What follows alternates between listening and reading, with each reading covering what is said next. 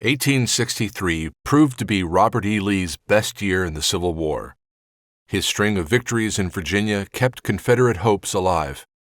In 1864, however, Ulysses S. Grant took command of Union forces. As President Lincoln faced re-election, he relied on Grant to bring the war to a close. It worked, but at great cost. In what became known as the Overland Campaign, the nation witnessed a terrible clash between the war's two greatest generals. By the end of the campaign's 6 intense weeks, there were an estimated 55,000 Union and over 33,000 Confederate casualties, making it the bloodiest campaign of the war.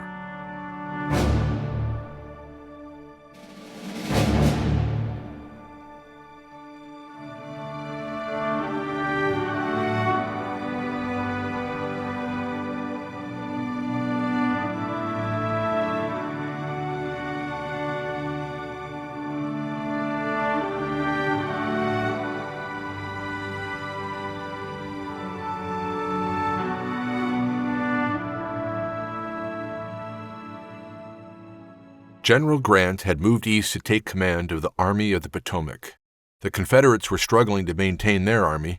They now conscripted men between the ages of 17 and 50 and extended enlistments that were expiring. With fewer than half as many soldiers as the Union armies, the Confederates were also in dire need of rations. In 1864, the South hoped to deliver a blow that would dispirit the North and result in Lincoln's defeat in the upcoming presidential election. Another president might just negotiate a peace plan that retained Confederate independence. Grant was set on crushing the rebellion by the end of the year. He ordered Sherman to move south, confront Johnston's army, and get as far into the Confederacy as he could.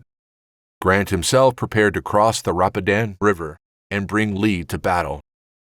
The Confederate commander knew an open confrontation would favor the Union's superior numbers. He decided not to contest the crossing, but instead to strike the Bluecoats in the Virginia wilderness.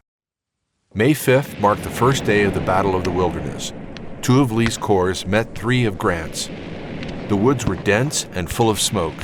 Union troops did not know the terrain like the Confederates. Bluecoats fired at one another blindly and failed to exploit gaps in the rebel line.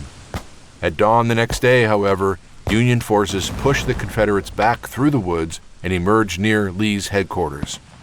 Then Longstreet arrived and drove the Federals back. He was shot accidentally by his own men and went out of commission for several months. In the evening, Confederate General John Gordon launched a surprise attack, comparable to when Stonewall Jackson had launched his own during the Battle of Chancellorsville. Gordon's strike unnerved Union officers. One brigadier feared the worst. Grant replied, "I am heartily tired of hearing what Lee is going to do. Some of you always seem to think he is suddenly going to turn a double somersault and land on our rear and on both our flanks at the same time.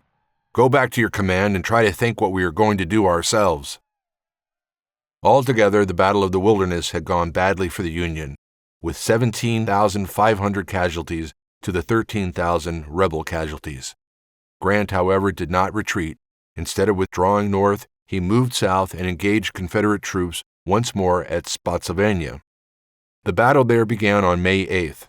The Confederates had built the strongest field works of the war so far: trenches, breastworks, artillery positions, and abatis. The climax came at the Bloody Angle on May 12th. The battle raged that day for 18 hours in the rain. Soldiers fired point-blank into enemy lines, stabbed with bayonets, and fought hand-to-hand in mud and rain. Lee eventually pulled his army back. Northern morale dipped, however, with Grant's inability to destroy Lee. Spotsylvania produced a staggering number of casualties, over 31,000 combined. The battle ended inconclusively. Not so at Yellow Tavern. On May 11th, Philip Sheridan led a cavalry of 10,000 in the destruction of 20 miles of railroad and 3 weeks of rations that would have gone to Lee's army. J.E.B. Stuart's cavalry had long been regarded as one of the Confederacy's elite forces in the war, but were outnumbered that day 2-1 and entirely ineffectual against the Northerners. Stuart himself was mortally wounded. A few weeks after Spotsylvania, fighting shifted south to Cold Harbor. There, 59,000 Confederates confronted 109,000 Federals. By this point, both armies had suffered enormous losses. The Federals had lost roughly 44,000 men and the Confederates about 25,000. The armies had marched, fought, and dug trenches almost constantly for 4 weeks. Grant favored a decisive victory over Lee rather than a war of attrition. Lee, by contrast, accepted it because defensive warfare inflicted disproportionate casualties on Union troops. Still hoping for a decisive victory, Grant ordered an assault at dawn on June 3rd. Union troops attacked heavily fortified breastworks and were repelled. Around 7,000 Federals fell compared to roughly 2,500 Confederates. Grant later admitted, "I regret this assault more than any one I have ever ordered." On the night of June 12th to 13th, Grant moved his army south with the intent to take Petersburg, the crucial railroad hub that supplied the Confederate capital, Richmond. Lee did not fully grasp Grant's movement toward Petersburg until the Union Army was already crossing the James River. Now, instead of confronting Lee directly, the Union commander would engage the rebels in a prolonged siege war around Petersburg and Richmond.